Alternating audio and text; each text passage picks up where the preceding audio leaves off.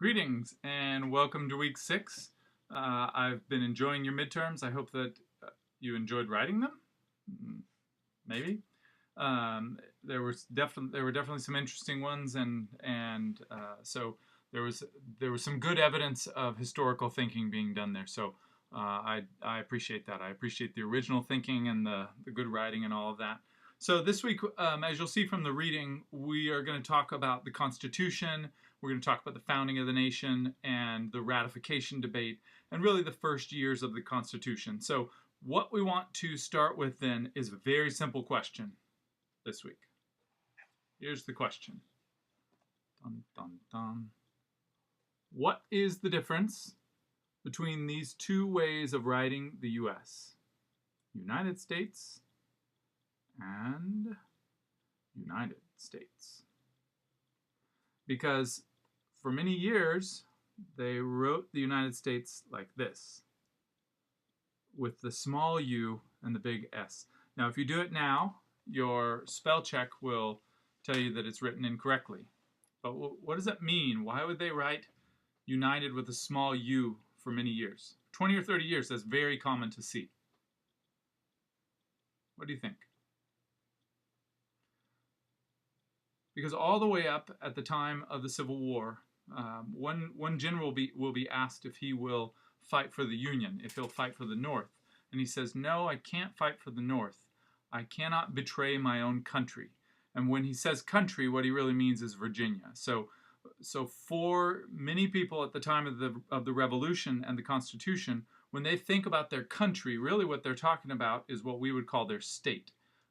It's people from Massachusetts and Connecticut and Virginia and New York and Pennsylvania and the Carolinas. That's what they see as their country.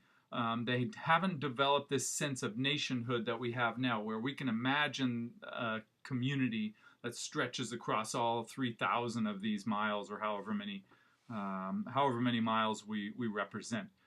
It is pretty amazing that we have this massive country, and it's still just one country. It's an amazingly large place, and so much of who we are now comes from this early period, this constitutional period. So think about that while you're reading. I want to add just a couple of more things to what you're talking about this week. One thing to think about as you read along is who's left out of the Constitution. And for that, we have a great quote by this fabulous woman, Abigail Adams. And Abigail Adams says to her husband, she writes to her husband, "Remember the ladies, and be more generous and favorable to them than your ancestors. If particular care and attention is not paid to the ladies, we are determined to foment a rebellion, and we will not hold ourselves bound by any laws in which we have no voice or representation." So Abigail Adams says the women are going to revolt. The women will revolt if they don't have representation in this new Constitution. Her husband's off helping to write the Constitution, but if they don't draft one that considers the rights and representation of the ladies will revolt. Well, as you may know, the ladies did not revolt. So what that means is something pretty interesting. In the context of their world, Abigail Adams was represented. She felt herself represented by the Constitution that was created. We would not call it direct representation. We would not call it a very democratic sense of representation. But she saw herself as a part of that Constitution, even though her representation came through her husband.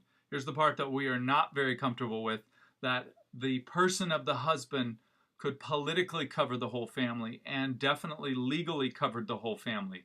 Through a law called coverture, or not a law, sort of legal tradition called coverture, the male self sort of covered the husband or the wife and the children in the family. Very much against what we would see now as personal rights, as individual freedoms and responsibilities. But it's an interesting difference that we have in our system, in our culture now, in our culture and our sense of the sense of the independence of every individual and the inherent rights of every individual. And so Abigail Adams was saying something that I think we can talk about and show that the context has changed. The other group that we want to think about in terms of whether or not they are left, well, I mean, obviously they are left out, is slaves. So during this second half of the class, we will talk at length about slavery. And to that end, I would have you start to read the Frederick Douglass book. Just pick it up and get a sense of what the book is like. Start to get into the language. You'll see it's much easier than Common Sense or Benjamin Franklin. So that will be comforting to you. Start to get into that book, but it'll be a couple weeks before we have to read it in full. But start to get into that. To that end, think about the role of slaves in the Constitution. Think about how many constitutional framers were slave owners. People like Washington, who owned about 300 slaves, or Jefferson, who owned quite a few also. Think about not just the fact that they owned slaves, but the fact that they had to deal with that slave owning even while they're trying to create what some see as the freest government on earth. And that while they're creating those free institutions, they are also holding people in bondage in the worst form of slavery that the world has ever seen. So they create the freest institutions on earth with chattel slavery, with the most unfree system on earth. It's an amazing sort of oxymoron, contradiction, whatever you want to call it. It's an incredible sort of coupling of slavery and freedom here. And I don't know why I keep doing this, slavery and freedom. Obviously, freedom's here, slavery's here. So it's something to think about. I tagged on to the end of your Constitution reading a reading on slavery and the Constitution. So get into that. Notice what people are saying about slaves. Notice that even the framers themselves are ambivalent. They see the contradiction, and that's where we start to hold people accountable. So if they see that what they're creating in the Constitution is inherently contradictory, then we can start to hold them accountable for that hypocrisy. So think about that as you read this week, and you'll see that slavery is written into the Constitution in 3 places: in the enumeration clause, in the importation clause, Article 1, Section 9, and in the fugitive slave clause itself. And so as you read, think about the framing of the Constitution, the contradictions to that framing, the people who are left out of that system, and then begin to think about the structure itself of those early years of nationhood. Other than that, have a good week and read on, and I will talk to you soon. Bye.